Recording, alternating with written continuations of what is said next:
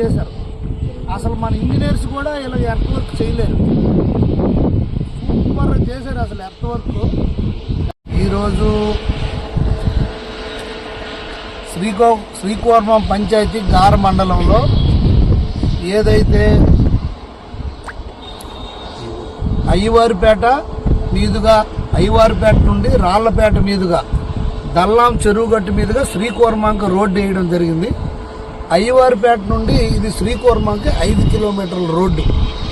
ఇది దట్టమైనటువంటి పొదలు, చెట్లు, దొంగలతో ఈ దారి కూడుకున్నది. పూర్వం ఒకప్పుడు గత 50, 60, 70 ఏళ్ళ కింద దీనికి కాలినడక, అలాగే బళ్ళు, నాటు బళ్ళు దారిగా ఉండేది. కానీ ఇది దొంగలో పెరిగిపోయినందువల్ల ఇది రోడ్డు లేదు. దీన్ని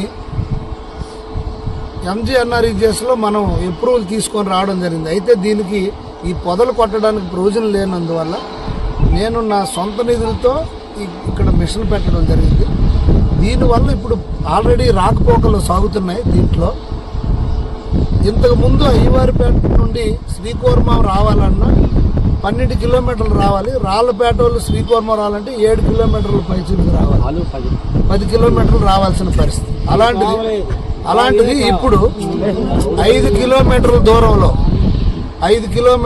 దూరంలో ఇప్పుడు ఈజీగా రాగలుగుతున్నారు. వెహికల్స్ రాకపోకలు జరుగుతున్నాయి. ఇది వాళ్ళ కళ ఈరోజు నిజమైంది. ఇది ఒక చారిత్రాత్మకమైనటువంటి రోడ్డు. ఇప్పుడు వందలాది మంది ప్రజలకు, వేలాది మంది ప్రజలకు, ఎన్నో గ్రామాలకి ఇది ఒక కనెక్టివిటీ రోడ్డుగా ఏర్పడింది. సో చాలా సంతోషంగా ఉంది ఇలాంటి వర్క్ టేకప్ చేసినందుకు.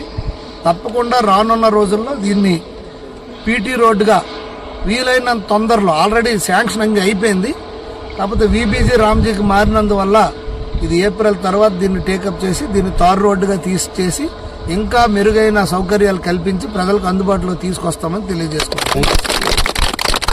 ఇదే